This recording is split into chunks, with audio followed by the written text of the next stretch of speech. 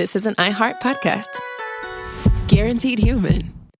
Nationwide is so much more than a great insurance company. They're one of America's largest financial services companies. Like how I'm more than just Peyton Manning. I'm also motivating Manning. When I say insurance, you say financial services. Insurance. Financial services. Insurance. Financial services. Now when I say nationwide, you say is both. Nationwide. Is both. Nationwide. Is both. For your insurance and financial needs, Nationwide is on your side.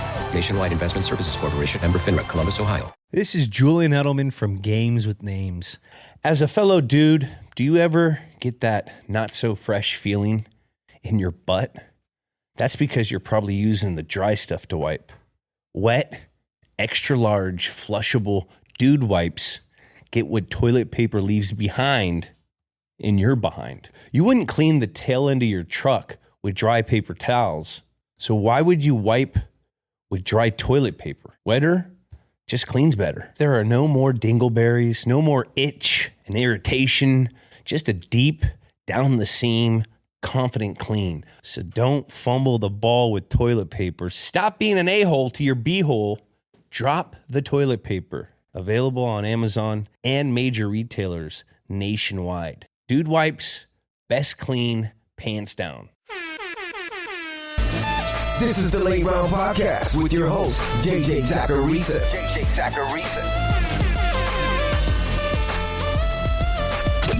What's up, everyone? It's JJ Zacharisa. In this episode 1063 of the Late Round Fantasy Football Podcast, thanks for tuning in.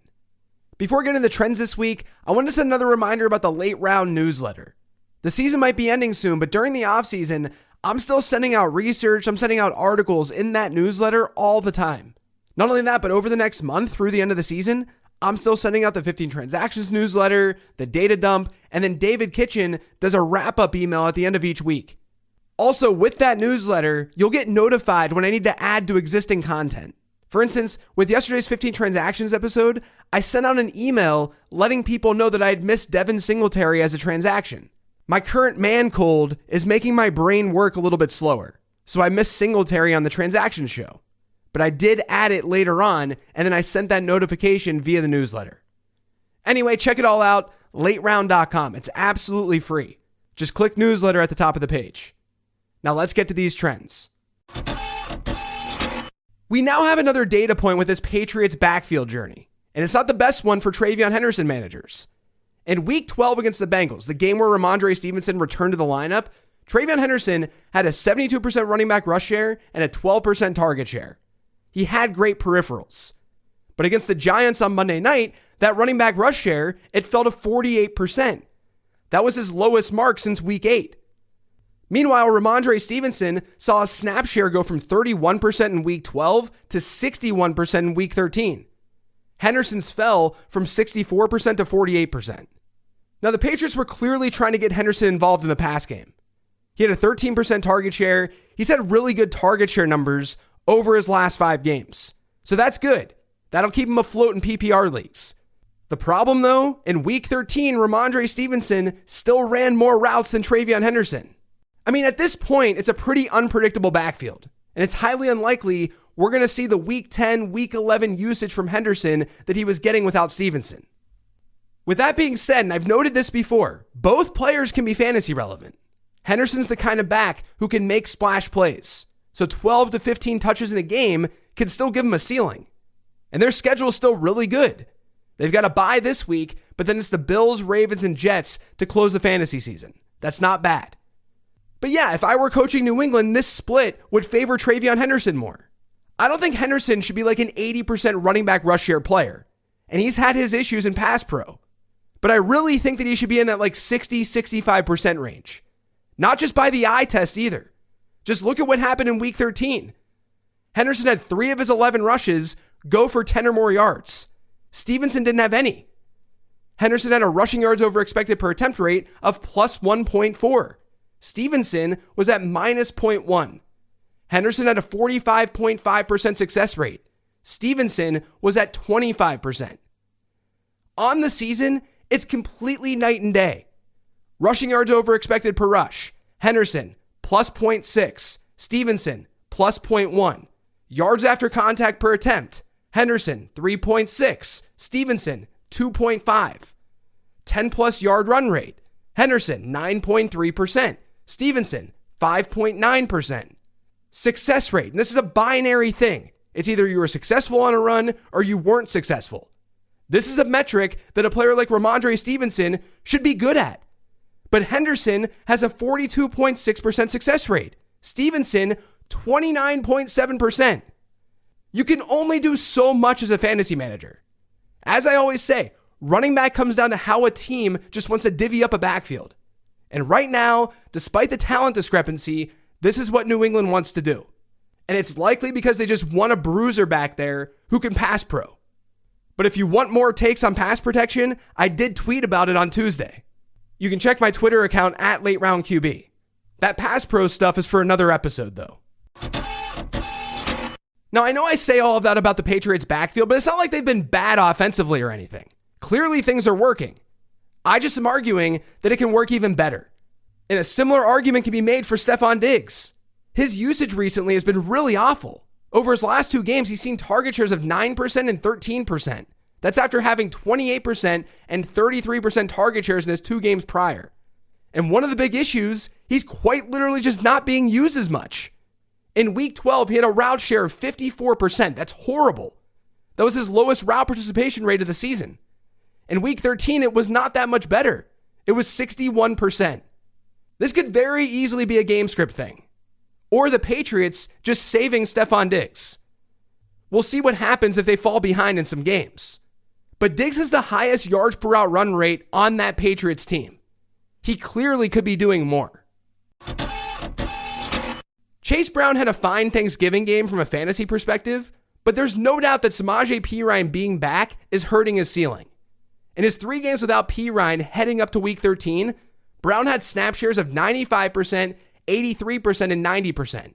His route shares in those games, 86%, 83%, and 74%. Against the Ravens, Brown had a 59% snap share, and then his route share was only 56%. You might be looking at his receiving totals and thinking everything's fine, but he just happened to be targeted on 25% of his routes run, one of the higher marks of the season. His route share did take a hit with Samaje Perine. Now, I think Brown is still a good fantasy asset, but managers should be aware that the elite usage is likely gone rest of season.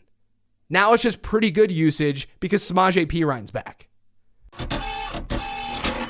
I was looking at the fantasy points data suite doing some research, and I noticed that Jalen Coker had a really high first read target share on Sunday against the Rams.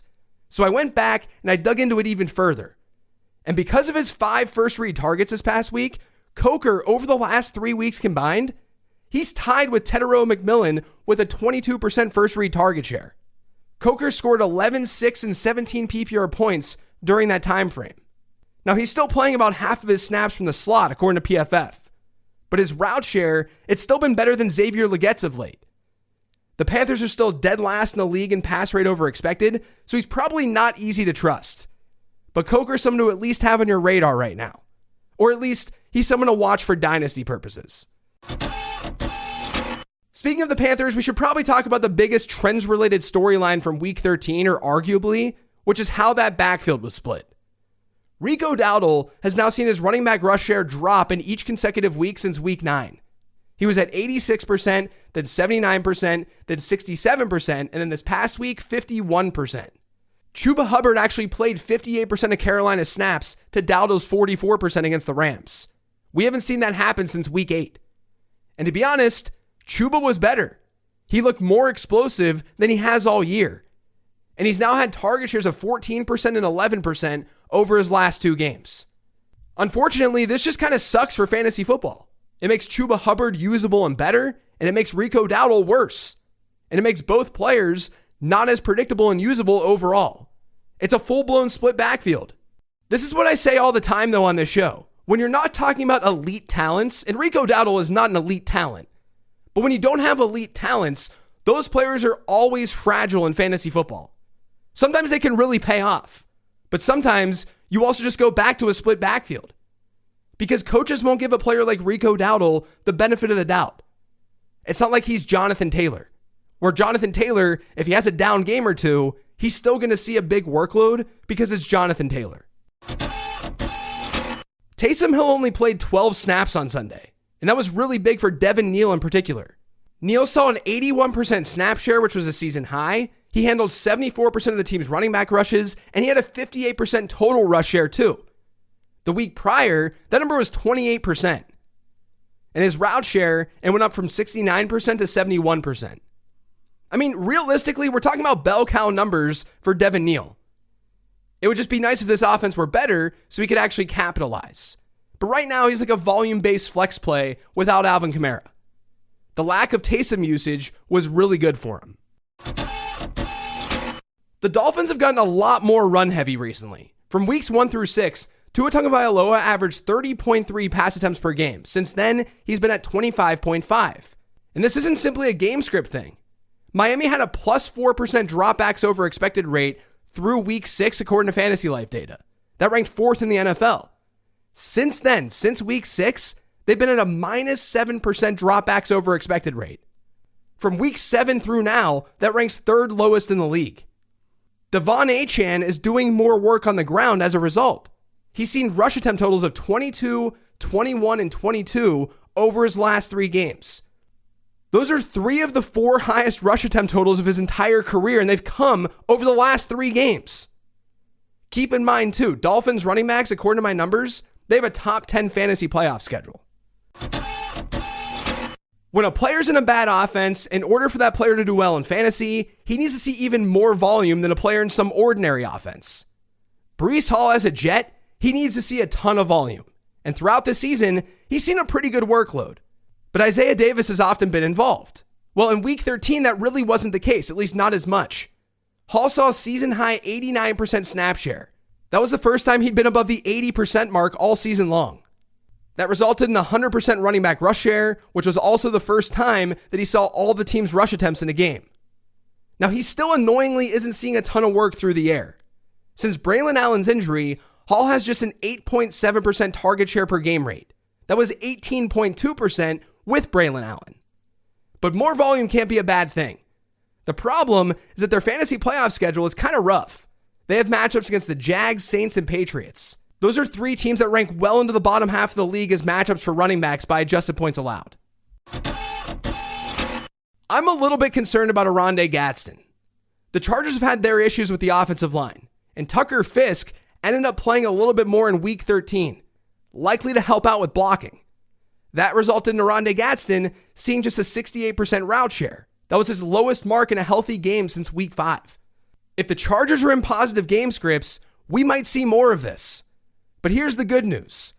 Through the end of the fantasy season, the Chargers only have kind of tough matchups. Like from a real football perspective, they get the Eagles, Chiefs, Cowboys, and Texans to close out the season. So if they're not forcing the run, if they're playing from behind in any of those games, that's going to help the pass-catching Gadsden more. At least that's how I see it. The last trend this week, it's more of a macro trend that I'll almost definitely be looking into during the offseason. When I do my rankings each week, I always joke that there are like 8 good wide receivers. And then the next group of receivers is in this giant tier. It just feels like every week there's so much volatility at that position. And it's because the position is underperforming this year.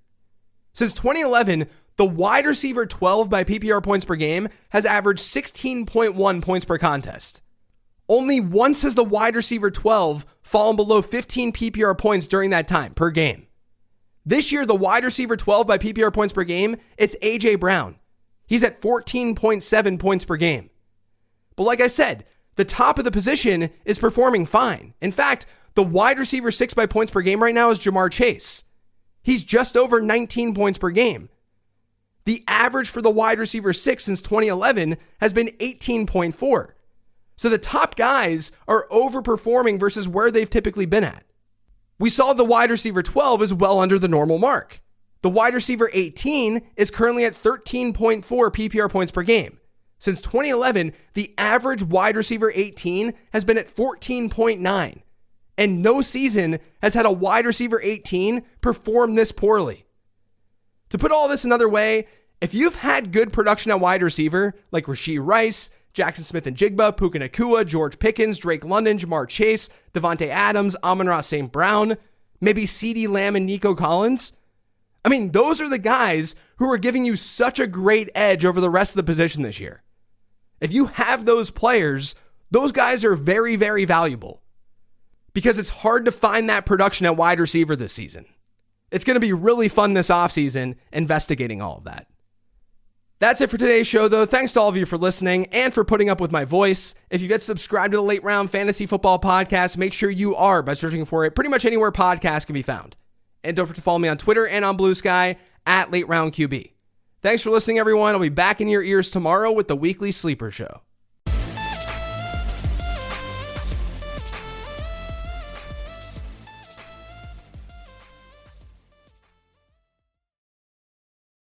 PCs powered by Snapdragon X Elite processors are made to go the distance. With blazing fast performance, next-level efficiency, and multi-day battery life, Snapdragon processors are built to tackle it all, from highlight reel editing to intense player research, so you can be at the top of your game wherever the day takes you. Learn more at snapdragon.com/laptops. Snapdragon, the heart of your PC.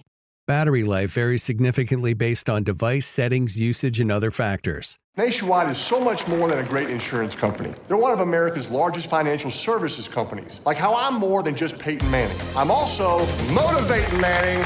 When I say insurance, you say financial services. Insurance. Financial services. Insurance. Financial services. Now when I say nationwide, you say is both. Nationwide. Is both. Nationwide. Is both. For your insurance and financial needs, Nationwide is on your side. Nationwide Investment Services Corporation, member FINRA, Columbus, Ohio. This is an iHeart podcast. Guaranteed human.